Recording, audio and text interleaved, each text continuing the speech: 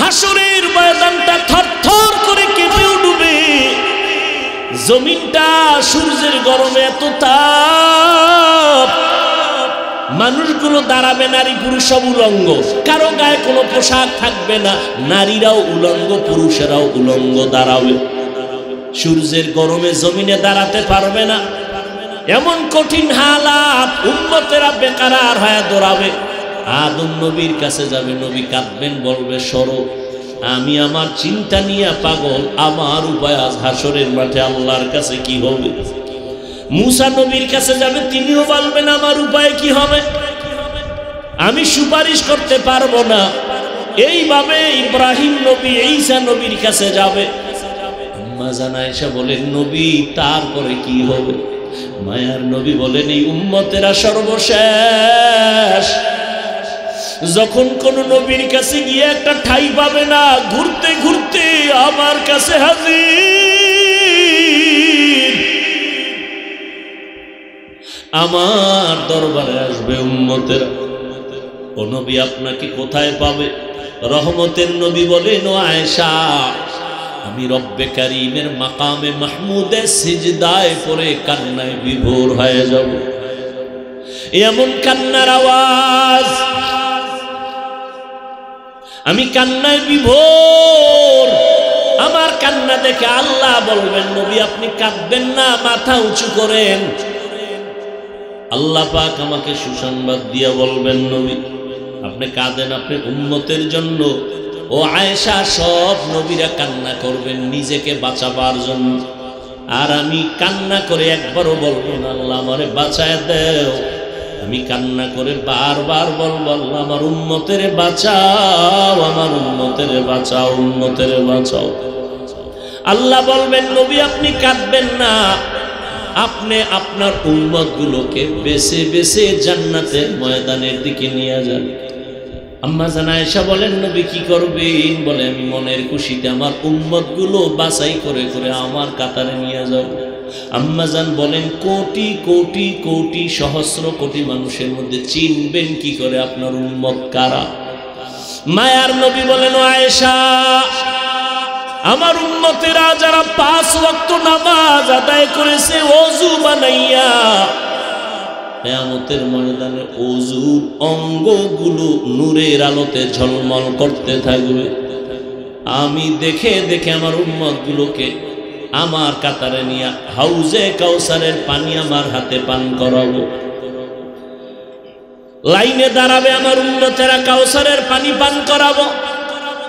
হঠাৎ করে দেখবো আমার উম্মত লাইনে এখনো বাকি, মাঝখানে পর্দা।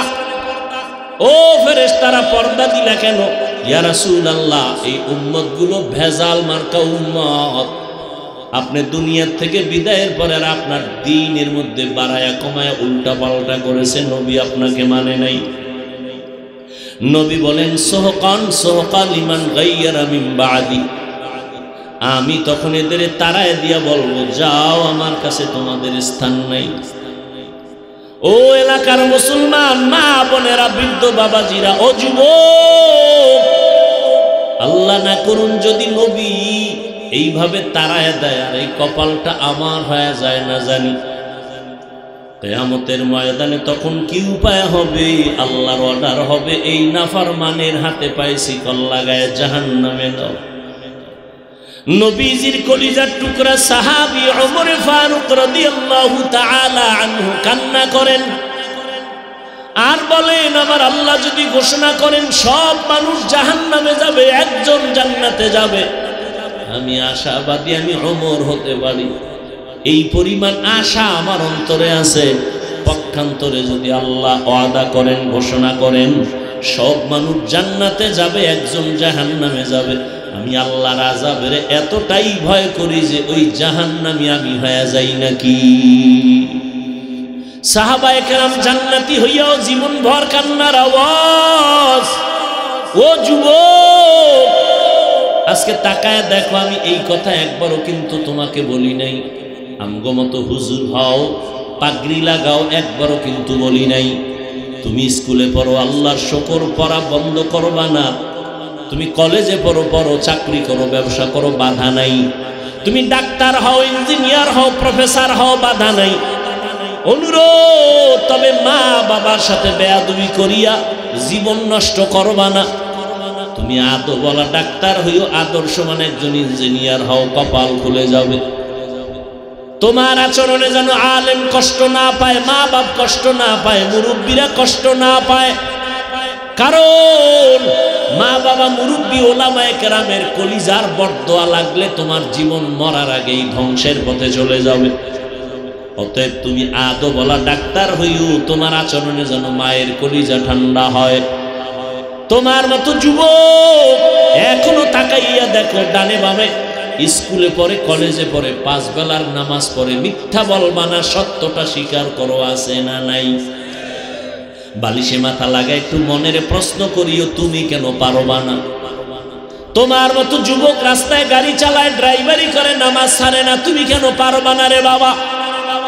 জীবনে চালাকি তো কম করলা না, জীবনে তো নামাজ কম ছাড়লা না, জীবনে তো আলেমদের বিরোধিতা কম করলা না, কিন্তু ফায়দা কি হইল তোমার? কি লাভ হইল তোমার? কই, তোমার তো কোনো লাভ হয় নাই, বরং তোমার মাও তোমার উপরে বেজার, তোমার বাবাও তোমার উপরে বেজার।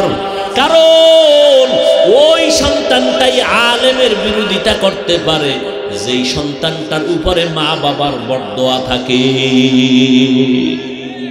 মা বাবার বরদোয়া থাকলেই ওই সন্তান আলেমের বিরোধিতা করে, ইসলামের বিপক্ষে কথা বলে, মা বাবার বরদোয়া থাকার কারণে। আর মা বাবা যেই সন্তানটারে কলিজা দিয়া দোয়া করবে, ওই সন্তান ভিন্ন কারো সাথে চূড়ান্ত পর্যায়ের বেয়াদবি করতে পারবে না। আল্লাহ হেফাজতের ব্যবস্থা করবেন। কারণ হাদিসে স্পষ্ট নবী বলেন, যেই সন্তানের উপরে মা বাবা খুশি, আমি আল্লাহও খুশি। ও যুবক, তোমার মতো যুবক তাকায় দেখো, কৃষি কাজ করে, নামাজ ছাড়ে না। তোমার মতো যুবক র্যাব, আর্মি, পুলিশ, বিডিআরের চাকরি করে, নামাজ ছাড়ে না। বলো তুমি কেন পারবা না? আমরা যারা নামাজ পড়ি, রোজা রাখি, দাড়ি রাখলাম, কই? সমস্ত বিধর্মীরা আমাদের দুশ্মনী করে, এমনকি কিছু নামদারি মুসলমানেরাও আমাদের পিছনে লেগে আছে, বিরোধিতা করে। আলহামদুলিল্লাহ, এরপরেও তো আমগো সম্মান কমে নাই, কমছে। করোনার ভেতরে স্কুল বন্ধ, কলেজ বন্ধ, ট্রেন বন্ধ, ফ্যাক্টরি বন্ধ, দোকান বন্ধ, সব দুনিয়া স্তব্ধ হয়ে গেল। আল্লাহর কসম, ইতিহাস ভুলে যাইও না, কোরআনের একটা মাদ্রাসাও বন্ধ হয় নাই। একজন আলেম পাইবা না যে করোনায় অসহায় হইয়া কোথাও ভিক্ষা করেছে আর বলছে আমার মেয়ে ছেলে নিয়ে কি খাবো, টাকা দাও। একজন আলেমও পাইবা না কষ্ট করেছে কিন্তু কারো কাছে বলে নাই। রাতের গভীরে তাহাজ্জুদে কান্না করে বলছে, আল্লাহ রিজিকের ফয়সালা করো, অল্প যদি হয় বরকত তুমি বাড়ায়া দাও।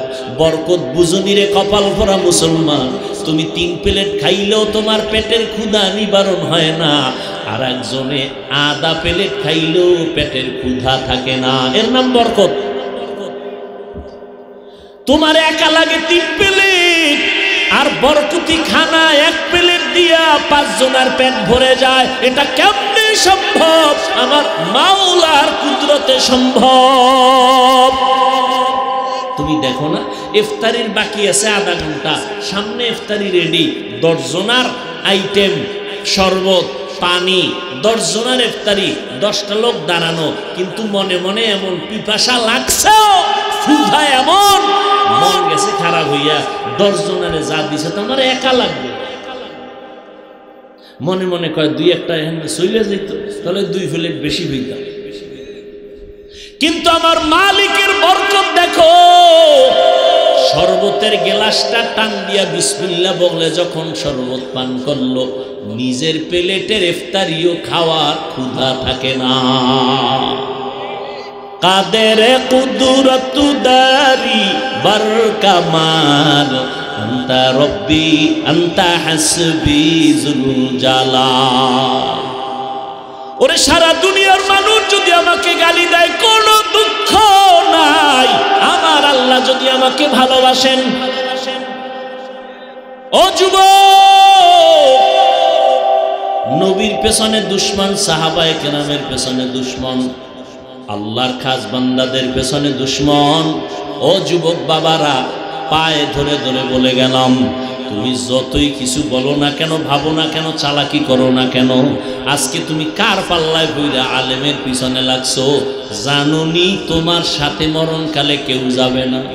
তোমার জামাটা বেলেট দিয়া আপনজনেরা কেটে কেটে রেখে দিয়া 3টা সাদা কাপড়ের প্যাকেট বানায় বিদায় দিবে। এমন একটা জায়গায় কবরে রাখবে, কেউ দিনের বেলাও সেখানে যায় না, ভয়। অতএব তুমি কার পাল্লায় পড়ি আমার মাওলারে ভুলছো? কার পাল্লায় পড়িয়া তুমি নবীর সুন্নতের জবাই করতেছো রে বাবা? তুমি জানোনি তুমি যদি তার সাথে আঘাত লাগায় দাও, মোবাইলের নাম্বার ডিলিট করবে, পারলে তোমার কল্লাডারে দেহ থেকে ডিলিট করে দিবে। কেউ দুনিয়াতে আপন না রে বাবা। যতটুকু এই জমিনে তোমাদের আপন থাকে, আল্লাহর কসম খেয়ে বলে গেলাম, একমাত্র আহলে হক উলামায়ে কেরাম উম্মতের আপন। এছাড়া আর কেউ বিনা স্বার্থে তোমার সহযোগিতা করবে না। দেখো না করোনায় বাবায় মরিয়া গেছে, ছেলেরা লোক দিয়া টাকা দিয়া লাশটারে রাস্তায় ফালায় রাখছে, দরজা লাগায় দিছে, লক করে দিছে। বাবার লাশটা কুত্তায় খাইলো না, জানাজা পড়লো, আর একবারও জানালা দিয়ে তাকায় নেই। কিন্তু এই লাশগুলো দেখছো নি, শত শত করোনার লাশ। আমার দেশের টুপিওয়ালারা আলেমরা কাঁধে নিয়া গোসল করাইছে, কাফন পরাইছে, দাফন করাইছে, শত শত লাশ। একজন আলেমও করোনায় মরে নাই। ও যুবক, এতক্ষণ যে বয়ান করলাম, একবারও কিন্তু বলি না আমার মতো পাস করলি লাগাও, না হয় জাহান্নামে যাইবা, তাবলীগ না করলে জাহান্নামে যাইবা, কওমি মাদ্রাসায় না পড়লে জাহান্নামে যাইবা, একবারও বলি নাই রে বাবা। বরং আমি তোমাকে আশ্বাস দিয়ে গেলাম, কলিজা দিয়ে দোয়া করে গেলাম, স্কুলে পড়ো, কলেজে আসো থাকো, ভার্সিটিতে আসো থাকো, ডাক্তার হও, দোয়া করে গেলাম আল্লাহ তোমাকে ডাক্তার বানাক, ইঞ্জিনিয়ার হইও, তুমি একজন প্রফেসর হও, তবে আমার দাবি একটা, বেয়াদব হইবা না। তোমার ব্যবহারে যেন কোনোদিন মা বাপ কষ্ট না পায়, আলেম কষ্ট না পায়। ও যুবক, তুমি মনে করো আমি তোমার দুশমন, আসো কাছে আসো, 2 দিন ঘুরো, দেখবা তুমি আমার মতো বন্ধু আর কাউকে পাবা না। ও আল্লাহর বান্দারা, তোমার সাথে আমার তো কোনো দুশমনি নাই, তুমি আমারটা খাও না, আমি তোমারটাও খাইয়া পড়া চলি না। আল্লাহর মোহাব্বত নিয়ে ভালোবাসি, মোহাব্বত করি। ও আল্লাহর বান্দার পরেও যদি তোমার অন্তরে কিছু থাকে, আমার সামনে আইসা বলো। পেছনে পেছনে কেন চিৎকার দাও, পেছনে পেছনে কেন লেখালেখি করো? এই লেখার দ্বারা তোমার গুনার পাল্লা ভারী হয়, কিন্তু তাবলীগের ক্ষতি হয় না, কওমিওয়ালাদের ক্ষতি হয় না, আলেমদের ক্ষতি হয় না। আল্লাহ হেফাজতের মালিক। ইখলাস নিয়ে যারা চলবে, আল্লাহ তাদের জীবনটাকে ধন্য করে দিবেন। ও আল্লাহর বান্দারা, অতএব আল্লাহর জন্য 2টা ঘন্টার সময় আজকে বের করবা। আল্লাহ ব্যবসা নিষেধ করে নাই, চাকরি নিষেধ করে নাই, 2 ঘন্টার সময় আল্লাহর জন্য নিজের কল্যাণে দাও। তাও একসাথে দেওয়া লাগবে না। ফজরে 4 রাকাত 5-20 মিনিট, জোহরে 10 রাকাতে 20 মিনিট, মাগরিবের 5 রাকাতে 20 মিনিট, আসরের 4 রাকাতে 20 মিনিট, এশার 9 রাকাতে 20 মিনিট দাও আল্লাহর কাছে।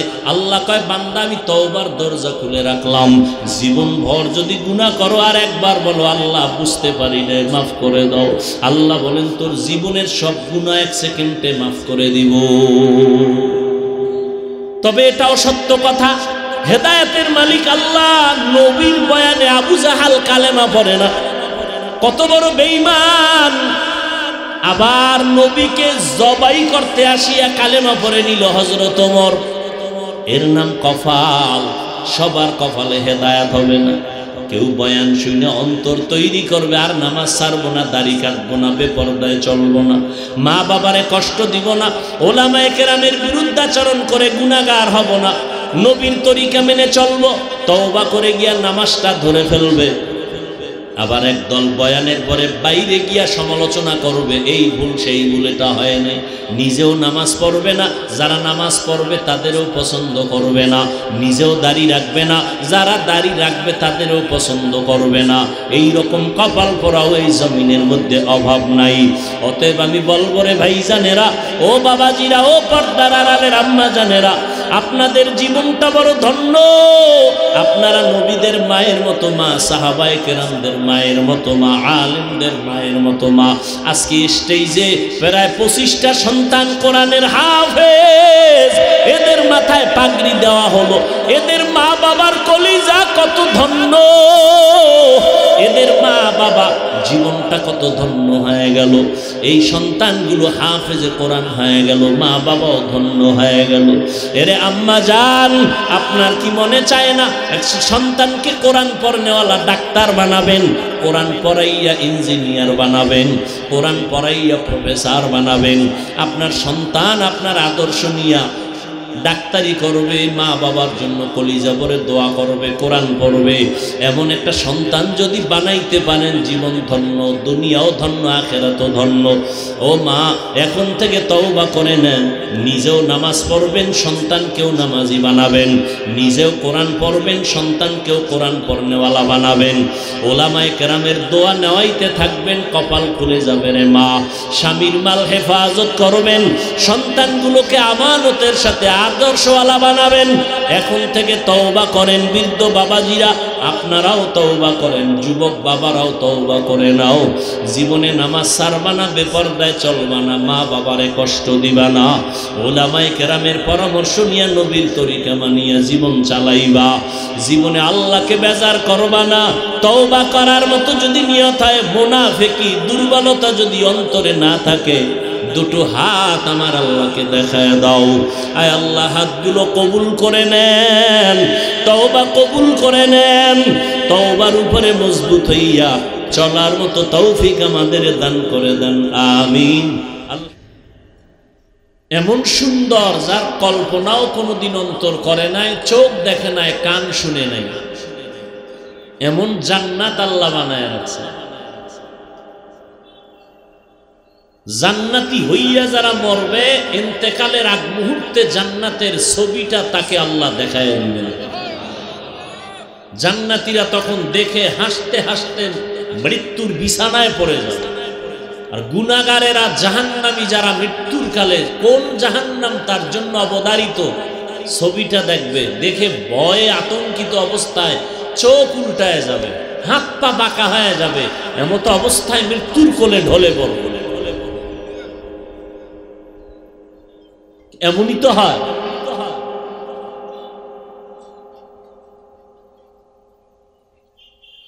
আল্লাহ তো আল্লাহ পাক রব্বুল আলামিন দুনিয়াতে মানুষ পাঠাবার ক্ষেত্রে প্রথম বললেন, আমি মানুষ ও জিনকে সৃষ্টি করি নাই।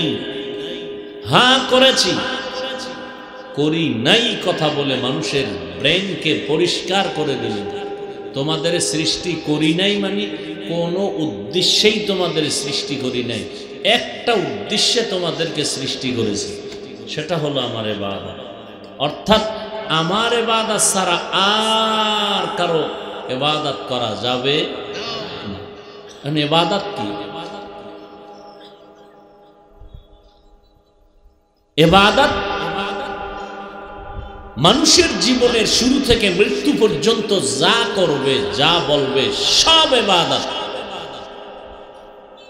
সব। ঘুমাবেন ইবাদত, খানা খাবেন ইবাদত, খাবেন না তাও ইবাদত, বাজারে যাবেন ইবাদত, ডাক্তার হবেন ইবাদত। আমরা অনেকে মনে করি শুধু তাসবিহ টানা, নামাজ পড়া, রোজা রাখা এটা ইবাদত। ইবাদতের একটা অংশ নামাজ, ইবাদতের একটা অংশ রোজা। মানুষের পুরো জীবনটা ইবাদতের পর্দায় আটকানো। কান্না করবেন ইবাদত, হাসবেন তাও ইবাদত। নামাজ পড়েন, এটা যেমন ইবাদত, নামাজ না পড়াটাও ইবাদত। রোজা রাখা যেমন ইবাদত, রোজা না রাখাটাও। ছিদ্রান্বেষণকারীরা এতটুকু বয়ান শুনে যদি চলে যায়, আর আগামীকালকে যদি ঘোষণা দেয় নামাজ পড়া ইবাদত, না পড়াটাও ইবাদত, যেমন আমি বলছি এই অংশটুকু কেটে দিয়ে দিবে, নামাজ না পড়াও ইবাদত, বাস এতটুকু দিয়ে দিবে। এরকম আমার প্রিয় কিছু বন্ধু আছে তো, থাকা ভালো, থাকা কি বলে তাবলীগের এত বাড়াইলো কে? আমি বললাম দুশ্মনের দুশ্মনিয়ে। কওমি মাদ্রাসা কমছে না বাড়ছে? সত্য কথা আমি কিন্তু শুরুতেই বলছি, মানেন আর না মানেন স্বীকার করবেন, কওমি মাদ্রাসা কমতেছে না বাড়তেছে? কারণ কি? দুশ্মনের দুশ্মনী এগুলোকে বাড়াচ্ছে, দুশ্মনের দুশ্মনী। যত দুশ্মনী করবে আরো বাড়বে। বাংলাদেশের প্রত্যেকটা ঘর হবে একসময় কওমি মাদ্রাসার একটা কারখানা, একটা গোডাউন। এর কারণ বান্দা চাইলে কিছুই হয় না, আল্লাহ চাইলে সব হয়। বান্দা চাইলে কিছুই হয় না, আল্লাহ চাইলে সব হয়।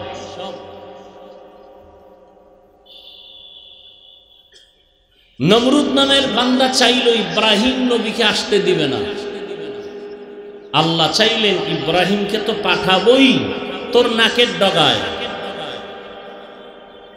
নমরুদেরটা টিকলো না, কারটা টিকলো? আল্লাহ। ফেরাউন চাইল মুসা তুল জিন্না ওয়াল ইনসি বাখা জুজ ইবাদত নিস্তে মাকসুদ আজ্জাহা। আল্লাহ তাআলা মানুষ বানাইলেন ইবাদতের জন্য। নামাজ পড়া যেমন ইবাদত, নামাজ না পড়াটাও ইবাদত। রোজা রাখা যেমন ইবাদত, না রাখাটাও ইবাদত। খানা খাওয়া ইবাদত, খানা না খাওয়াটাও ইবাদত। তবে এগুলো বিনা শর্তে না, দুইটা শর্তের বিনিময়। কয়টা শর্ত? এক নাম্বার শর্ত রেজা বিল কাজা, দ্বিতীয় শর্ত হলো তরিকায়ে রাসূল। যা করবা মুমিন, যা বলবা সব হবে আল্লাহর সন্তুষ্টির জন্য। যা করব যা বলবো সব হবে মদিনাওয়ালা নবীর তরিকা।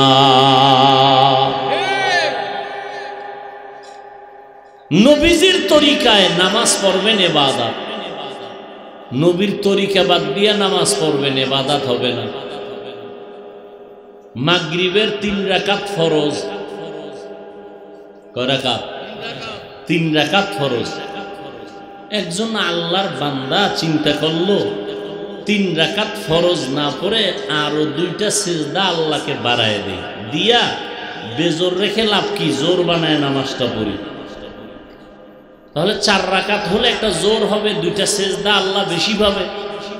নিছক আল্লাহর মহব্বতেই আর 1 রাকাত বাড়ায় বলল, দুনিয়ার জন্য না। বলুন তো সওয়াব হবে? কি হবে? নামাজ হবে। ওই 1 রাকাত হবে না, বাকি 3 রাকাত হবে না। আল্লাহ কয় চালাকি করলি কেন? দাঁড়াইয়া আবার কানে ধর, কানে ধরে আবার নতুন করে নামাজ পড়ো। কারণ সে তো 2টা সেজদা আল্লাহকে বেশি দিয়েছে, এরপর হয় না কেন? রসুলের তরিকায় নেই, রসুলের তরিকায় নেই। এজন্য যা করব যা বলবো সব রসুলের তরিকায়। রসুলের তরিকায় আপনি হাসি দিবেন সওয়াব ইবাদত, রসুলের তরিকায় কান্না করবেন ইবাদত, রসুলের তরিকায় খানা খাবেন ইবাদত, রসুলের তরিকায় রোজা রাইখা খানা না খাওয়া ইবাদত। রোজা রাখছি যেমন ইবাদত।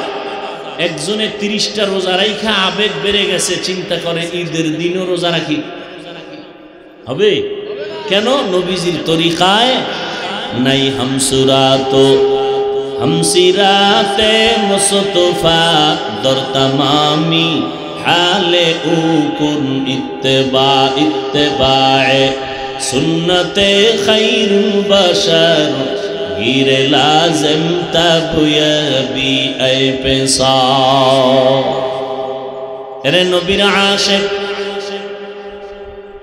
ভালো করে শুনো আল্লাহ মানুষ ইবাদতের জন্য দুনিয়ায় পাঠাইছেন আর কোনো কাজের জন্য আল্লাহ পাঠান নাই জমিনে মানুষ তুমি যা করবা সব ইবাদত বিবাহ করা ইবাদত সন্তানাদি নেয়া ইবাদত রহমতের নবী বলেন তুমি নিজের হালাল কামাই রুজির একটা অংশ তোমার স্ত্রীর পেছনে যদি ব্যয় করো কিয়ামতের ময়দানে এই অংশটার সওয়াব নেকের পাল্লায় উঠানো হবে স্ত্রীকে যদি একটা লোকমা দাও একটা কাপড় দাও সাদকা হিসাবে সওয়াব সন্তানের পেছনে যা ব্যয় করবা সব সাদকার সমান সওয়াব আল্লাহ রাব্বুল আলামিন মানুষকে বেশি ভালোবেসেছেন কারণ এই জমিনের মধ্যে আল্লাহ মানুষকে বড় মহব্বত করে বানাইছেন ফেরেশতাকে আল্লাহ এত মহব্বত করেন না মানুষকে যে মহব্বত করেন আর এই মানুষের ভেতরে আল্লাহর কাছে আরো বেশি দামি বেশি প্রিয় যাদের ভেতরে থাকবে আল্লাহর মহব্বত রসুলের মহব্বত আল্লাহ পাক রব্বুল আলামিন বলেন ও গোলাম ইবাদতের জন্য আমি দুনিয়াতে পাঠাইলাম তার মানে এটা না যে ইবাদত করতে গেলে ব্যবসা করা যাবে না ইবাদত করতে গিয়া চাকরি করা যাবে না এটা ভুল কথা আমার নবীও ব্যবসা করেছেন সাহাবায়ে কেরামও ব্যবসা করেছেন আউলিয়ায়ে কেরাম ব্যবসা করেছেন ব্যবসা করাটাও ইবাদতের অন্তর্ভুক্ত আল্লাহ বলেন আহাল্লাল্লাহুল বাইআ ওয়া হাররামার রিবা আমি ব্যবসাকে করেছি হালাল সুদকে করেছি হারাম ব্যবসা হালাল সুদ কি হারাম নিকৃষ্ট হারাম সুদের খাতায় যাদের নাম থাকবে এদের কোন আমল আল্লাহর আদালতে কবুল হবে না আল্লাহ বলেন ইয়া আইয়ুহাল্লাযীনা আমানুত্তাকুল্লাহ ওয়া যারু মা বাকিয়া মিনার রিবা ইন কুনতুম মুমিনিন ও মুমিন আল্লাহকে ভয় করো তাকওয়া অর্জন করো সুদের রাস্তা থেকে নিজেকে বাঁচাও যদি প্রকৃত মুমিন হও فإن لم تفعلوا فأذنوا بحرب من الله ورسوله যদি আমি আল্লাহর ভয় না নিয়া তোমার গায়ের জোরে অপরাধ করো রেডি হও আমি আল্লাহ আর আমার রাসূল তোমার সাথে যুদ্ধ করার জন্য রেডি ব্যবসা হালাল ব্যবসা ইবাদত কেমন ইবাদত আল্লাহর নবী ব্যবসা করেছেন আবু বকর সিদ্দিক প্রথম খলিফা ব্যবসা করেছেন আমাদের মাযহাবের ইমামে আযম আবু হানিফা রাহমাতুল্লাহ আলাইহি ব্যবসা করেছেন আল্লাহ কোরআনের আইন করে দিলেন ব্যবসা হালাল নবীজি বলেন ক্বালান নবী সাল্লাল্লাহু আলাইহি ওয়া আলিহি ওয়াসাল্লাম আত-তাজিরুস সুদুকুল আমিন মা'আন নাবিয়্যিন ওয়াস-সিদ্দীকিন ওয়াশ-শুহাদা'i ওয়াস-সালিহিন আল্লাহর নবী বলেন ও ব্যবসায়ীরা হালালভাবে যদি ব্যবসা করো কিয়ামতের ময়দানে নবীগণ সিদ্দিকগণ শহীদগণের সাথে জান্নাত পেয়ে যাবে ব্যবসা হালাল এটা ইবাদত কোন ব্যবসা যেই ব্যবসা নবী করেছেন সাহাবায়ে কেরাম করেছেন তাদের ব্যবসার মধ্যে কোনো ধোঁকা নাই কোনো মিথ্যা নাই কোনো ধোঁকা নাই কোনো মিথ্যা নাই ইমামে আযম আবু হানিফা রাহমাতুল্লাহ আলাইহি কাপড়ের ব্যবসা করেছেন কাপড়ের মধ্যে একটা কাপড় একটু দাগ লাগানো ছেঁড়া ছিদ্র আছে খোঁটা আছে ত্রুটি আছে কাপড়টা আলাদা রাখলেন আর ম্যানেজারকে বললেন, আমার ভাই তোমরা কাপড়টা আলাদা রাখো, চিহ্ন দিয়ে রাখো, কেউ যদি কিনতে আসে বলে দিও কাপড়ের মধ্যে ত্রুটি আছে, এই টাকা দাম ছিল এখন এত টাকা কম দিয়া নিয়ে যাও, বলে দিও। কাপড়টা বিক্রি হয়ে গেল, কিন্তু ক্রেতাকে বলতে মনে নাই কাপড়ের ভেতরের মধ্যে ত্রুটি।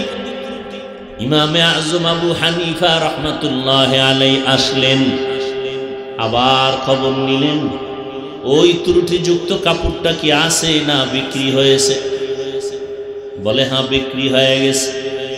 বলা হয়েছিল নি কাপড়ের মধ্যে ত্রুটি আছে? বলে বলতে মনে ছিল না। ইমামে আজম আবু হানিফা লোক রেডি করে এলানের জন্য বের করে দিলেন, যাও এলান করো, আবু হানিফার দোকান থেকে কাপড় কে নিছু, অমুক তারিখের কাপড়টা ফিরায় দাও, না হয় টাকা ফিরায় নাও, কাপড়ের মধ্যে ত্রুটি আছে। এর নাম হালাল ব্যবসা। লাকাদ জানাল বিলাদা ওয়া মান আলাইহা ইমামুল মুসলিমিনা আবু হানিফা, আবু হানিফা বুদ ইমামে বাসফা আসরাজে উম্মতনে মুস্তফা।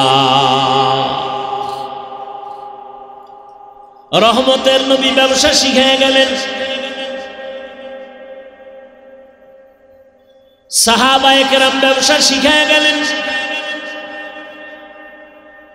আমরাও যদি ওই লাইনে ব্যবসা করি, আমাদের ব্যবসাটা জান্নাতের পাল্লায় চলে যাবে। সাহাবায়ে কেরাম এই কাগজ লেখেন নাই, এই এলান করেন নাই, বিক্রি করা মাল ফেরত নেওয়া হয় না, বরং সাহাবায়ে কেরাম তথা নবীর আদর্শ তুমি লিখে দাও বিক্রি করা মাল ফেরত নেওয়া হয়। এখন তুমি মনে করবা একটু লস হয়ে যাবে, একটা কাপড় বিক্রি করলাম রমজানে ঈদের বাজার, সে আইসা ফেরত দিল, আমার লস হয়ে গেল। নবী বলেন তুমি তো মুমিন, তুমি তো বেঈমান না, তুমি তো আল্লাহ চিনো, রসুল চিনো, কোরআন জানো, হাদিস জানো, পরকাল বিশ্বাস করো, তোমার তো দুনিয়াটাই যথেষ্ট না, তোমার অনন্ত কাল শান্তির ঠিকানা জান্নাত পরকাল, অতএব তুমি এত পরেশান কেন? তুমি যদি কাপড়টা ফিরাইয়া টাকা ফেরত দাও, নবী বলেন ওই টাকা দান করার সওয়াব পেয়ে যাবে। ওয়ামা খালাকুতুল জিন্না ওয়াল ইনসা ইল্লা লিয়াবুদুন।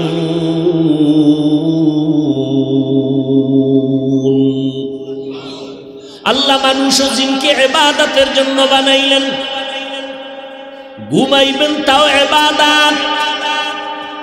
যদি নবীর তরিকায় হয়, নবীর তরিকায় ঘুম যাবেন তাও ইবাদত।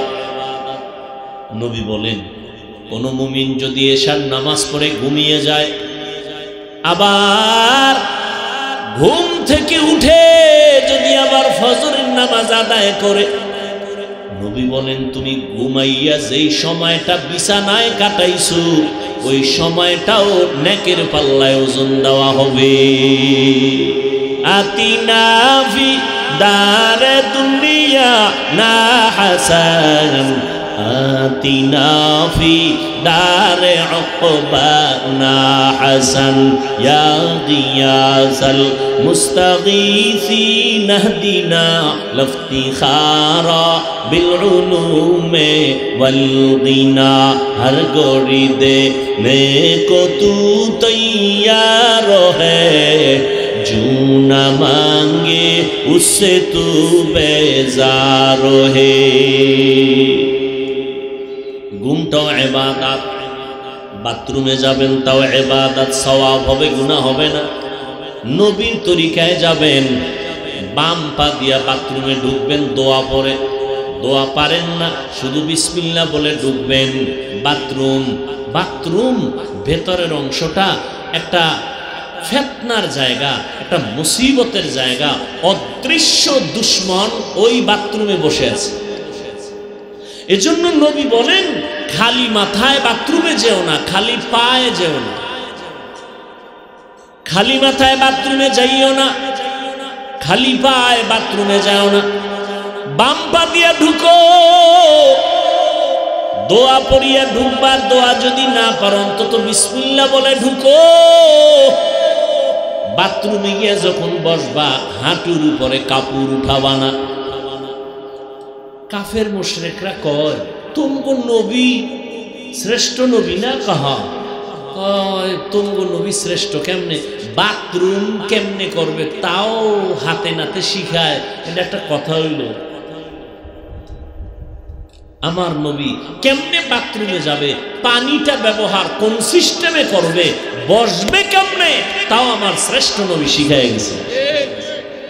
বাথরুমে গিয়া বসবে, হাঁটুর উপরে কাপড় উঠবে না। নাম্বার 2, বাম পায়ের উপরে ভর করে বসবে, এটা সুন্নত।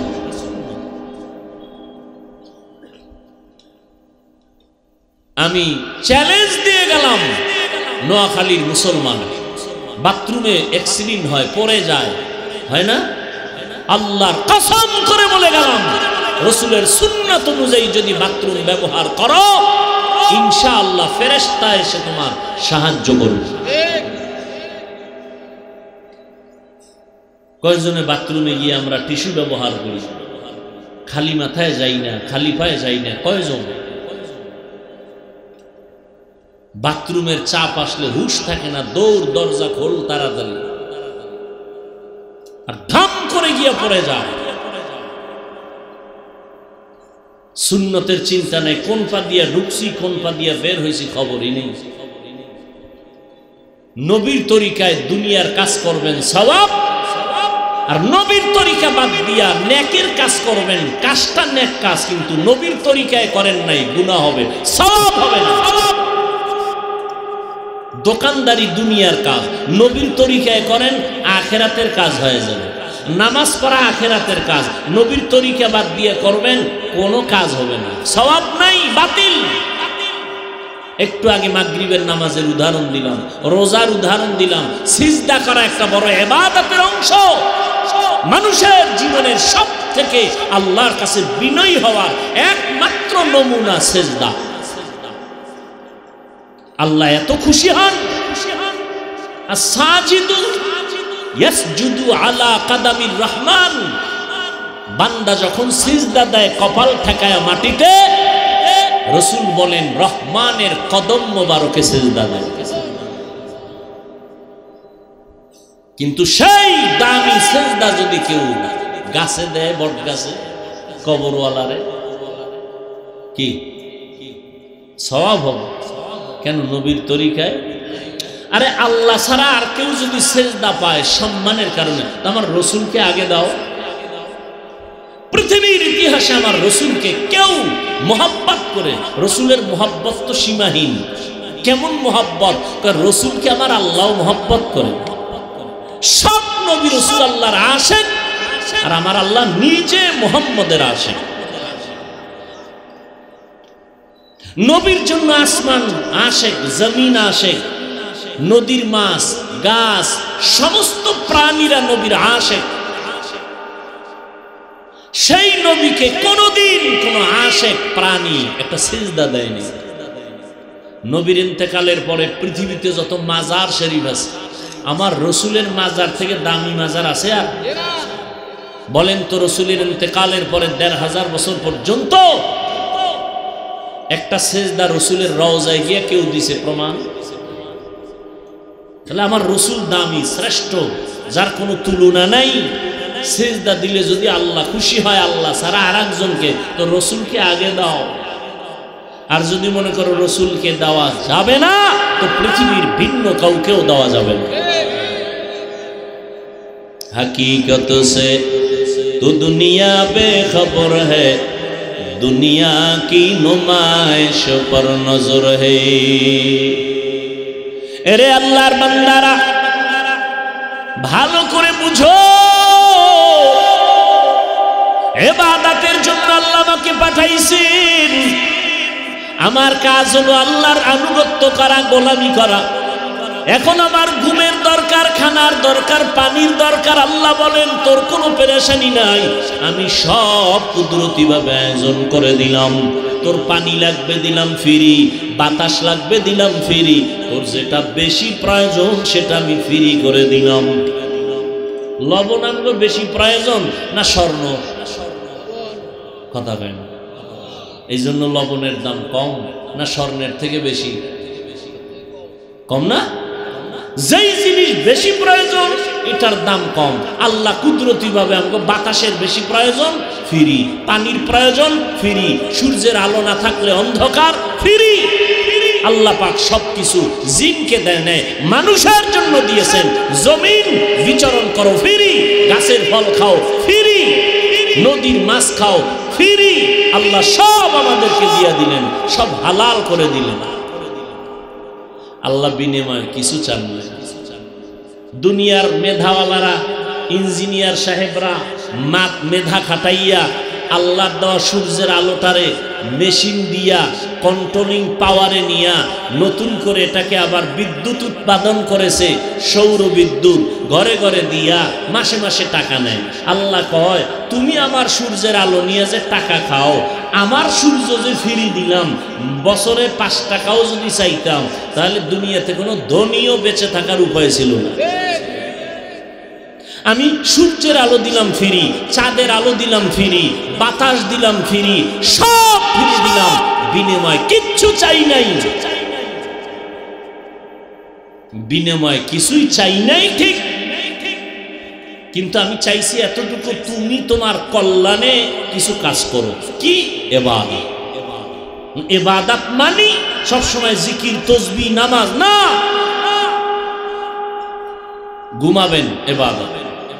আল্লাহ কয় বান্দা 24 ঘন্টার পর্দা লাগাই দিছি তোর হায়াতটাকে। এই 24 ঘন্টার মধ্যে আমি আল্লাহ তোর শরীরের মহা ঔষধ হিসাবে দিলাম রাতের ঘুম। এটা আল্লাহর দেওয়া ফ্রি শরীরের মহা এক ঔষধ, রাতের ঘুম। আমরা এটাকে ধ্বংস করেছি গজবের মোবাইল দিয়ে। সারা রাত মোবাইলে কবিরা গুনাহ, কবিরা গুনাহ, কবিরা গুনাহ, কবিরা গুনাহ।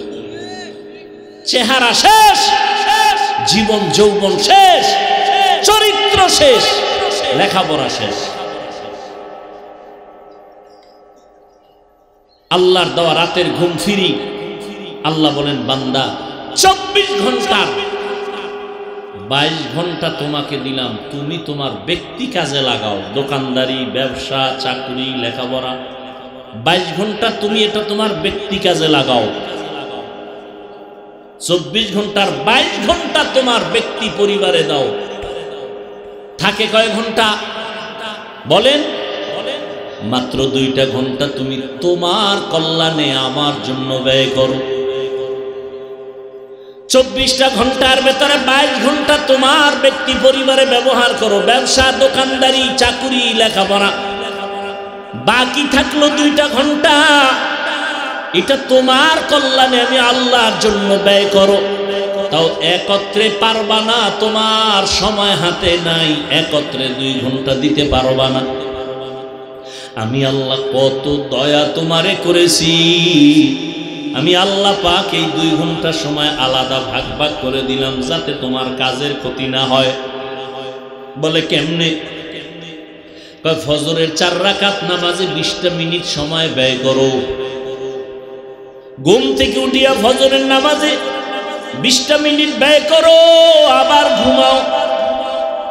এরপরে তুমি দোকানে যাও, চাকরিতে যাও, ব্যবসায় যাও। আবার জোহরের সময় তোমার পেটে ক্ষুধা লাগছে, বাসায় আসো। আইসা আবার তুমি তোমার ফ্রি হইয়া গোসল করে জোহরের 10টা রাকাত নামাজে আর আবার 20 মিনিট সময় ব্যয় করো। এরপরে খানা খাইয়া রেস্ট নিয়ে আবার দোকানে যাও। আবার আসরের সময় একটু ক্ষুধা লাগতে পারে, হালকা নাস্তা করো, আবার 4 রাকাত নামাজে 20 মিনিট সময় দাও। আবার তুমি দোকানদারি করো, চাকরিতে যাও। মাগরিবের 5 রাকাত সময় 20 মিনিটটা ব্যয় করিও। আবার তুমি তোমার কাজে যাও। এশার নামাজের সময় আবার 9 রাকাত নামাজ পড়ে 20টা মিনিট সময় দিও। তোমার চাকরির যেন ঝামেলা না হয়, আমার আইন মানতে গিয়া তোমার যেন চাকরির সমস্যা না হয়।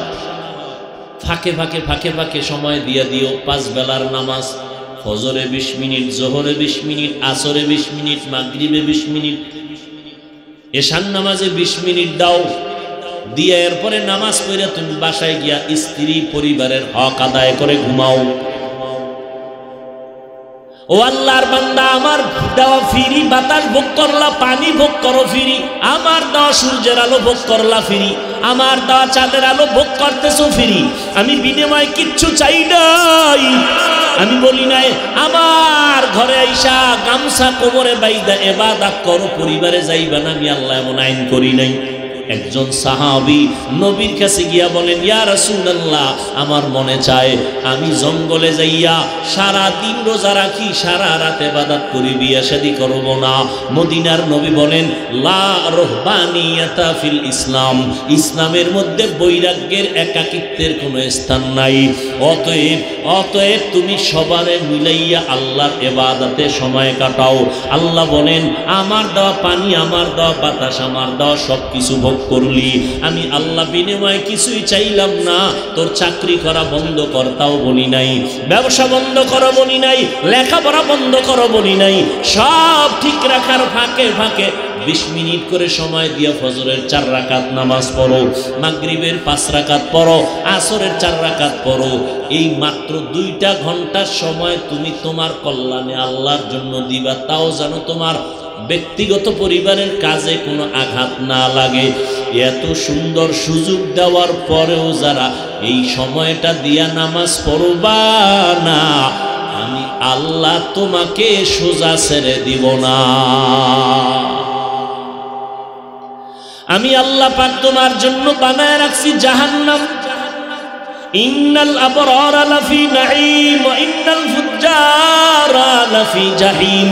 নেক আমল করিয়া যদি আসো জান্নাত, গুনাহ করিয়া যদি যাও জাহান্নাম। জান্নাতটা কেমন, জাহান্নাম কেমন, আল্লাহ তাও কোরআনে বয়ান করেছেন।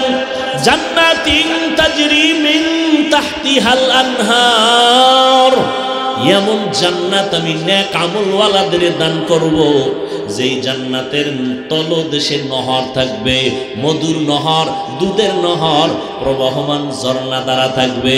এমন জান্নাত যেখানে কোনো বাথরুমের ব্যাগ হবে না, অশান্তির বেড়াজাল নাই। এমন জান্নাত যেই জান্নাতে কোনো কালো মানুষ নাই, বুড়া বুড়ি থাকবে না, সব হবে যুবক যুবতী এবং শ্রেষ্ঠ সুন্দর সুন্দরী। এমন জান্নাত আমি আল্লাহ দেওয়ার ওয়াদা করলাম। নেক আমল করিও। আর যারা আমার এত নিয়ামত খাইয়াও মাত্র 2টা ঘন্টা সময় আমার ইবাদতে তোমার কল্যাণে ব্যয় করতে পারবা না, আমি আল্লাহ তোমাকে ছাড় দিব না। রেডি হইয়া যাও। আমি আল্লাহ পাক করায় গন্ডায় তোমার এই নিয়ামতের হিসাব নিব। সুম্মা লাতুসআলুন্না ইয়াওমাইযিন আনিন নাঈম। আমি আল্লাহ কিয়ামতের ময়দানে আমার নিয়ামতের হিসাব চাইব। আমার দেওয়া পানি ফ্রি ব্যবহার করেছো, আমার আইন মানছো কিনা বলো। আমার দেওয়া ফ্রি সূর্যের আলো ভোগ করেছো, আমার হুকুম মানছো কিনা বলো। সব নিয়ামতের আমি হিসাব নিব, সেদিন পালানোর কোনো রাস্তা নেই। ও যুবক, কয়দিন আর দুনিয়াতে বাহাদুরি করবা? এমন একটা দিন নাই যুবকের লাশের খবর নেই। কয়দিন আর বাঁচবা দুনিয়ায়? গাড়ির নিচে যুবকের লাশ, পানির নিচে যুবকের লাশ, ঘুমের বিছানায় যুবকের লাশ। ও যুবক, আল্লাহর কোরআন সত্য, নবীর কথা সত্য। কেমন সত্যবাদী নবী আমার, 63 বছর হায়াতে ভুলেও কোনোদিন একটা মিথ্যা কথা বলেন নাই। ওই নবীর কথা মিথ্যা মনে করিও না রে বাবা। আজকে আমি তোমার পায়ে ধরে ধরে বুঝাইতেছি রে যুবক, এত কষ্ট করি, এত বুঝাই, তাবলীগওয়ালারা, পীর সাহেবরা, ওলামায়ে কেরাম, জুমার খতিবরা এত বয়ান করেন, বিনয়ের সাথে পাও ধরে বয়ান করে, এত বুঝাই। কারণটা কি রে বাবা? আজকে আমিও তো তোমার মতো প্যান্ট শার্ট টাই লাগায় দাড়ি কাইটা যদি রাস্তায় চলতাম, কেউ আমারে বাধা দিত না, তবে চলতে পারতাম। কিন্তু না, এই গরমের ভিতরে টুপিটাও ফালাই নাই, দাড়িটাও কামাই নাই, লম্বা জামাটাও ফালাই নাই। যত কষ্ট হোক নামাজ বাদ দেই না রে বাবা, পর্দা রক্ষা করে চলার চেষ্টা করি, আপনাদের পায়ে ধরে ধরে বুঝাবার চেষ্টা করি। এর একমাত্র কারণ আল্লাহর কোরআন সত্য, নবীর কথা সত্য। গুনাহ নিয়ে কবরে গেলে হাসরের ময়দানে আযাব, কবরে আযাব। নেক আমল নিয়ে গেলে জান্নাত, কবরে শান্তি, পরকালেও শান্তি। আপনার আমার নবী, যার কোনো গুনাহ নাই, সেই নবীও আম্মা জান আয়েশার হুজরায় বসে গুনগুন গুনগুন করে কান্না করেন। আম্মা জান আয়েশা রাদিয়াল্লাহু তাআলা আনহা বলেন, রহমতের নবী আমার, কেন আপনি আমার হুজরায় বসে কাঁদেন? আমি আয়েশা কোনো বেয়াদবি করলাম নাকি? বলে না, করো নাই। কেন কাঁদেন হে নবী? নবী বলেন, হাসরের ময়দানে ভয়ঙ্কর অবস্থা হবে, সেই ভয়ে কান্না করতেছি, আমার উম্মতের কি হালাত হবে। আম্মা জান আয়েশা রাদিয়াল্লাহু তাআলা আনহা বলেন, হাসরের ময়দানের হালাত কেমন হবে ইয়া রাসূলুল্লাহ? রহমতের নবী বলেন, ও আয়েশা, নবীদের কোনো গুনাহ নাই, হাসরের ময়দানে এতটা ভয়ঙ্কর হবে, এই জমিনটা হবে হাসরের মাঠ। সূর্যের গরমে জমিনটা তামা হয়ে যাবে, অপরদিকে জাহান্নামের আগুনের গরম। আল্লাহ নিজে রাগান্বিত আওয়াজ দিবেন, লিমানিল মুলকুল ইয়াউম লিল্লাহিল ওয়াহিদিল কাহ্হার। নবী বলেন, ও আয়েশা, আল্লাহ পাকের কুদরতি রাগান্বিত আওয়াজে হাসরের ময়দানটা থরথর করে কেঁপে উঠবে, জমিনটা সূর্যের গরমে এত তাপ, মানুষগুলো দাঁড়াবে, নারী পুরুষ সব উলঙ্গ, কারো গায়ে কোনো পোশাক থাকবে না, নারীরাও উলঙ্গ, পুরুষেরাও উলঙ্গ দাঁড়াবে। সূর্যের গরমে জমিনে দাঁড়াতে পারবে না, এমন কঠিন হালাত, উম্মতেরা বেকারার হয়ে দৌড়াবে। আদম নবীর কাছে যাবে, নবী কাঁদবেন, বলবে, সরো, আমি আমার চিন্তা নিয়ে পাগল, আমার উপায় আজ হাসরের মাঠে আল্লাহর কাছে কি হবে। মূসা নবীর কাছে যাবে, তিনিও বলবেন, আমার উপায় কি হবে, আমি সুপারিশ করতে পারবো না। এইভাবে ইব্রাহিম নবী, ঈসা নবীর কাছে যাবে। আম্মা জান আয়েশা বলেন, নবী, তারপরে কি হবে? মায়ার নবী বলেন, এই উম্মতেরা সর্বশেষ, যখন কোন নবীর কাছে গিয়ে একটা ঠাই পাবে না, ঘুরতে ঘুরতে আমার কাছে হাজির, আমার দরবারে আসবে উম্মতেরা। ও নবী, আপনাকে কোথায় পাবে? রহমতের নবী বলেন, ও আয়েশা, আমি রব্বে কারীমের মাকামে মাহমুদে সিজদায় পড়ে কান্নায় বিভোর হয়ে যাব। এমন কান্নার আওয়াজ, আমি কান্নায় বিভোর। আমার কান্না দেখে আল্লাহ বলবেন, নবী আপনি কাঁদবেন না, মাথা উঁচু করেন। আল্লাহ পাক আমাকে সুসংবাদ দিয়ে বলবেন, নবী আপনি কাঁদেন আপনার উম্মতের জন্য। ও আয়েশা, সব নবীরা কান্না করবেন নিজেকে বাঁচাবার জন্য, আর আমি কান্না করে একবারও বলবো না, আল্লাহ আমারে বাঁচায় দেও। আমি কান্না করে বারবার বলবো, আল্লাহ আমার উম্মতের বাঁচাও, আমার উম্মতের বাঁচাও, উম্মতের বাঁচাও। আল্লাহ বলবেন, নবী আপনি কাঁদবেন না, আপনি আপনার উম্মতগুলোকে বেছে বেছে জান্নাতের ময়দানের দিকে নিয়ে যান। আম্মা জান আয়েশা বলেন, নবী কি করবেন? বলে, আমি মনের খুশিতে আমার উম্মতগুলো বাছাই করে করে আমার কাতারে নিয়ে যাব। আম্মা জান বলেন, কোটি কোটি কোটি সহস্র কোটি মানুষের মধ্যে চিনবেন কি করে আপনার উম্মত কারা? মায়ার নবী বলেন, ও আয়েশা, আমার উম্মতেরা যারা 5 ওয়াক্ত নামাজ আদায় করেছে ওযু বানাইয়া, কিয়ামতের ময়দানে ওযুর অঙ্গগুলো নূরের আলোতে ঝলমল করতে থাকবে। আমি দেখে দেখে আমার উম্মতগুলোকে আমার কাতারে নিয়ে হাউজে কাউসারের পানি আমার হাতে পান করাবো। লাইনে দাঁড়াবে আমার উম্মতেরা, কাউসারের পানি পান করাবো। হঠাৎ করে দেখবো আমার উম্মত লাইনে এখনো বাকি, মাঝখানে পর্দা। ও ফেরেশতারা, পর্দা দিলা কেন? ইয়া রাসূলুল্লাহ, এই উম্মতগুলো ভেজাল মার্কা উম্মত। আপনি দুনিয়ার থেকে বিদায়ের পরে আর আপনার দ্বীনের মধ্যে বাড়ায়া কমায়া উল্টা পাল্টা করেছে, নবী আপনাকে মানে নাই। নবী বলেন সোহকান সোহকা লিমান গায়্যারা মিন বাদি। আমি তখন এদের তাড়ায় দিয়া বলবো, যাও, আমার কাছে তোমাদের স্থান নাই। ও এলাকার মুসলমান মা বোনেরা, বৃদ্ধ বাবাজিরা, ও যুবক, আল্লাহ না করুন যদি নবী এইভাবে তাড়ায় দেয় আর এই কপালটা আমার হয়ে যায় না জানি, কিয়ামতের ময়দানে তখন কি উপায় হবে? আল্লাহর অর্ডার হবে, এই নাফরমানের হাতে পাইছি কল লাগায় জাহান্নামে দাও। নবীজির কলিজার টুকরা সাহাবী ওমর ফারুক রাদিয়াল্লাহু তাআলা আনহু কান্না করেন আর বলেন, আমার আল্লাহ যদি ঘোষণা করেন সব মানুষ জাহান্নামে যাবে, একজন জান্নাতে যাবে, আমি আশাবাদী আমি ওমর হতে পারি। এই পরিমাণ আশা আমার অন্তরে আছে। পক্ষান্তরে যদি আল্লাহ ওয়াদা করেন, ঘোষণা করেন সব মানুষ জান্নাতে যাবে, একজন জাহান্নামে যাবে, আমি আল্লাহর আযাবের এতটাই ভয় করি যে ওই জাহান্নামী আমি হয়ে যাই নাকি। সাহাবায়ে কেরাম জান্নাতি হইয়াও জীবন ভর কান্নার আওয়াজ। ও যুবক, আজকে তাকায় দেখো, আমি এই কথা একবারও কিন্তু তোমাকে বলি নাই। আমগো মতো হুজুর হও, পাগড়ি লাগাও, একবারও কিন্তু বলি নাই। তুমি স্কুলে পড়ো, আল্লাহর শুকর পড়া বন্ধ করবা না। তুমি কলেজে পড়ো, পড়ো, চাকরি করো, ব্যবসা করো, বাধা নাই। তুমি ডাক্তার হও, ইঞ্জিনিয়ার হও, প্রফেসর হও, বাধা নাই। অনুরোধ, তবে মা বাবার সাথে বেয়াদবি করিয়া জীবন নষ্ট করবা না। তুমি আদবওয়ালা ডাক্তার হইও, আদর্শমান একজন ইঞ্জিনিয়ার হও, কপাল খুলে যাবে। তোমার আচরণে যেন আলেম কষ্ট না পায়, মা বাপ কষ্ট না পায়, মুরব্বীরা কষ্ট না পায়। কারণ মা বাবা, মুরব্বী, ওলামায়ে কেরামের কলিজার বরদোয়া লাগলে তোমার জীবন মরার আগেই ধ্বংসের পথে চলে যাবে। অতএব তুমি আদবওয়ালা ডাক্তার হইও, তোমার আচরণে যেন মায়ের কলিজা ঠান্ডা হয়।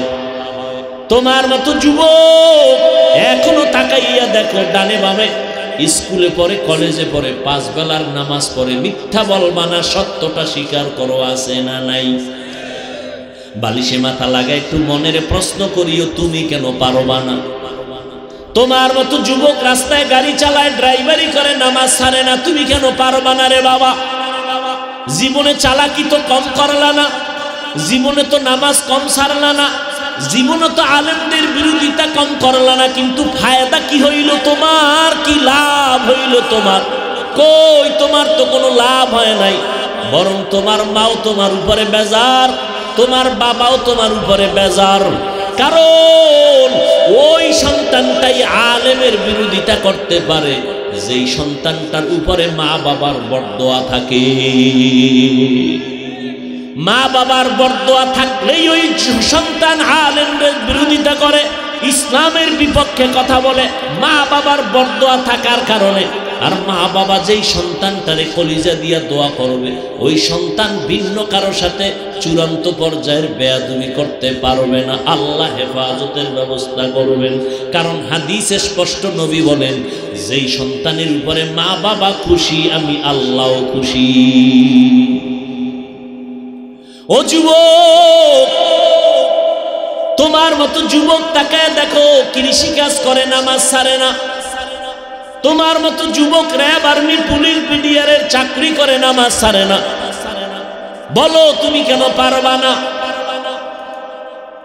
আমরা যারা নামাজ পড়ি, রোজা রাখি, দাড়ি রাখলাম, কই? সমস্ত বিধর্মীরা আমাদের দুশ্মনী করে, এমনকি কিছু নামদারি মুসলমানেরাও আমাদের পিছনে লেগে আছে, বিরোধিতা করে। আলহামদুলিল্লাহ, এরপরেও তো আমগো সম্মান কমে নাই, কমছে। করোনার ভেতরে স্কুল বন্ধ, কলেজ বন্ধ, ট্রেন বন্ধ, ফ্যাক্টরি বন্ধ, দোকান বন্ধ, সব দুনিয়া দুনিয়া স্তব্ধ হয়ে গেল। আল্লাহর কসম, ইতিহাস ভুলে যাইও না, কোরআনের একটা মাদ্রাসাও বন্ধ হয় নাই। একজন আলেম পাইবা না যে করোনায় অসহায় হইয়া কোথাও ভিক্ষা করেছে আর বলছে আমার মেয়ে ছেলে নিয়ে কি খাবো, টাকা দাও। একজন আলেমও পাইবা না কষ্ট করেছে কিন্তু কারো কাছে বলে নাই। রাতের গভীরে তাহাজ্জুদে কান্না করে বলছে আল্লাহ রিজিকের ফয়সালা করো, অল্প যদি হয় বরকত তুমি বাড়ায়া দাও।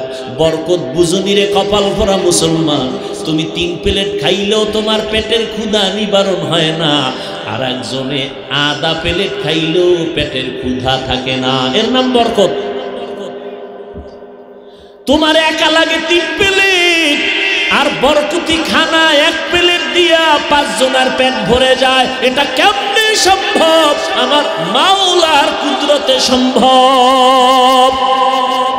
তুমি দেখো না, ইফতারির বাকি আছে আধা ঘন্টা, সামনে ইফতারি রেডি, 10 জনের আইটেম, শরবত, পানি, 10 জনের ইফতারি, 10টা লোক দাঁড়ানো, কিন্তু মনে মনে এমন পিপাসা লাগছে, ক্ষুধা এমন, মন গেছে খারাপ হইয়া 10 জনের যা দিছে তোমার একা লাগবে। মনে মনে কয় 2-1টা এখানে চলে যেত, তাহলে 2 প্লেট বেশি হইতাম। কিন্তু আমার মালিকের বরকত দেখো, শরবতের গ্লাসটা টান দিয়া বিসমিল্লাহ বলে যখন শরবত পান করলো, নিজের প্লেটের ইফতারিও খাওয়ার ক্ষুধা থাকে না। কাদের কুদরত দারি বার কামাল, আন্তা রব্বি আন্তা হাসবি জুল জালাল।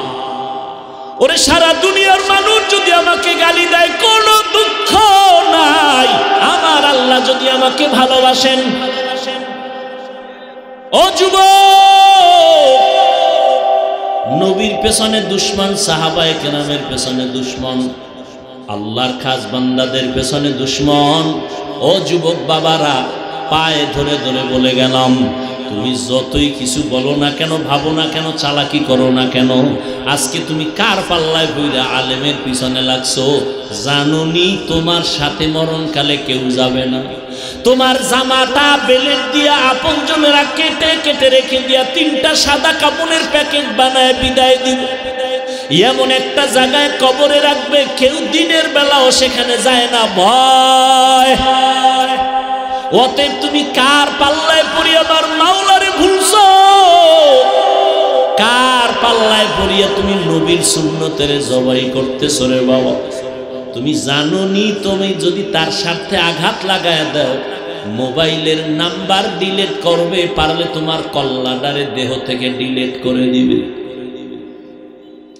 কেউ দুনিয়াতে আপন না রে বাবা। যতটুকুই জমিনে তোমাদের আপন থাকে, আল্লাহর কসম খেয়ে বলে গেলাম, একমাত্র আহলে হক উলামায়ে কেরাম উম্মতের আপন।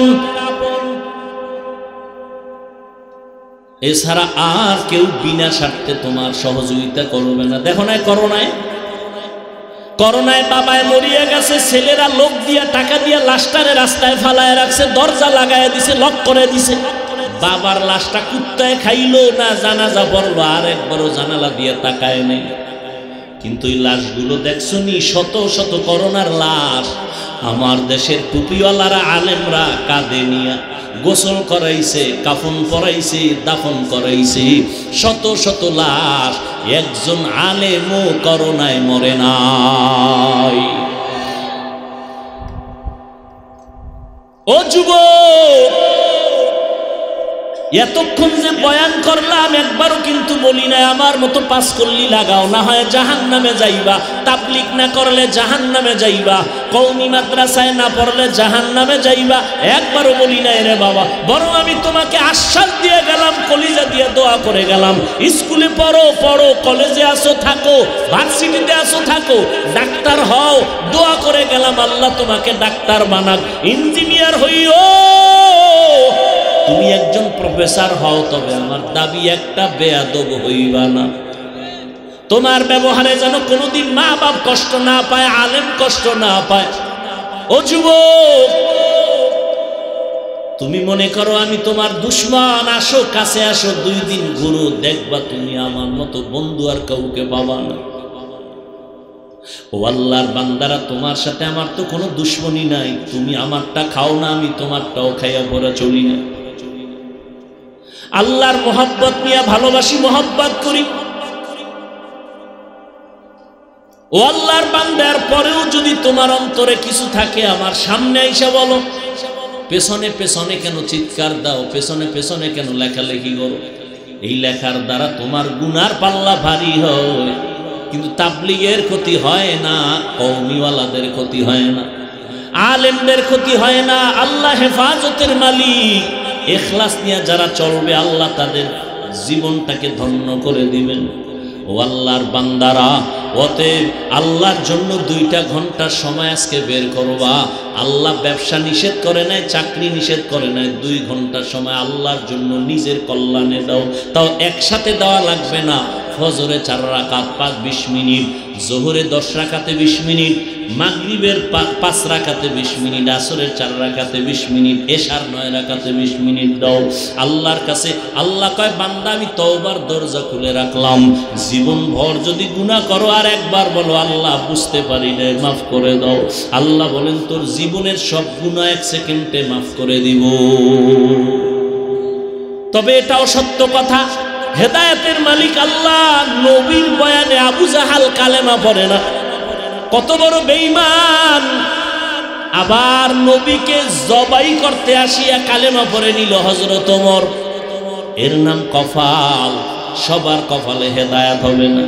কেউ বয়ান শুনে অন্তর তৈরি করবে, আর নামাজ ছাড়বো না, দাড়ি কাটবো না, বেপরদায় চলবো না, মা বাবারে কষ্ট দিব না, ওলামায়ে কেরামের বিরুদ্ধাচরণ করে গুনাহগার হব না, নবীর তরিকা মেনে চলবো, তওবা করে গিয়া নামাজটা ধরে ফেলবে। আবার একদল বয়ানের পরে বাইরে গিয়া সমালোচনা করবে, এই ভুল সেই ভুল, এটা হয় নাই। নিজেও নামাজ পড়বে না, যারা নামাজ পড়বে তাদেরও পছন্দ করবে না। নিজেও দাড়ি রাখবে না, যারা দাড়ি রাখবে তাদেরও পছন্দ করবে না। এই রকম কপাল পরাও এই জমিনের মধ্যে অভাব নাই।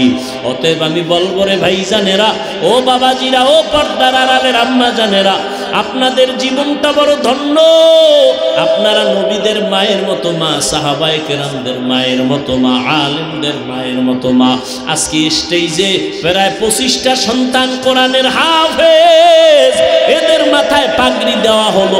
এদের মা বাবার কলিজা কত ধন্য, এদের মা বাবা জীবনটা কত ধন্য হয়ে গেল। এই সন্তানগুলো হাফেজে কোরআন হয়ে গেল, মা বাবাও ধন্য হয়ে গেল। এরে আম্মা জান, আপনার কি মনে চায় না সন্তানকে কোরআন পড়নেওয়ালা ডাক্তার বানাবেন, কোরআন পড়াইয়া ইঞ্জিনিয়ার বানাবেন, কোরআন পড়াইয়া প্রফেসর বানাবেন? আপনার সন্তান আপনার আদর্শ নিয়া ডাক্তারি করবে, মা বাবার জন্য কলিজা ভরে দোয়া করবে, কোরআন পড়বে। এমন একটা সন্তান যদি বানাইতে পারেন, জীবন ধন্য, দুনিয়াও ধন্য, আখিরাতও ধন্য। ও মা, এখন থেকে তওবা করে নেন। নিজেও নামাজ পড়বেন, সন্তানকেও নামাজি বানাবেন। নিজেও কোরআন পড়বেন, সন্তানকেও কোরআন পড়নেওয়ালা বানাবেন। ওলামায়ে কেরামের দোয়া নেওয়াইতে থাকবেন, কপাল খুলে যাবে রে মা। স্বামীর মাল হেফাজত করবেন, সন্তানগুলোকে আমানতের সাথে আদর্শওয়ালা বানাবেন। এখন থেকে তওবা করেন। বৃদ্ধ বাবাজিরা, আপনারাও তওবা করেন, যুবক বাবারাও তওবা করে নাও। জীবনে নামাজ ছাড়বা না, বেপরদায় চলবা না, মা বাবারে কষ্ট দিবা না। ওলামায়ে কেরামের পরামর্শ নিয়ে নবীর তরিকা মানিয়া জীবন চালাইবা। জীবনে আল্লাহকে বেজার করবা না। তওবা করার মতো যদি নিয়ত হয়, মুনাফিকি দুর্বলতা যদি অন্তরে না থাকে, 2টো হাত আমার আল্লাহকে দেখায় দাও। আয় আল্লাহ, হাতগুলো কবুল করে নেন, তওবা কবুল করে নেন। তওবার উপরে মজবুত হইয়া চলার মতো তৌফিক আমাদের দান করে দেন। আমিন।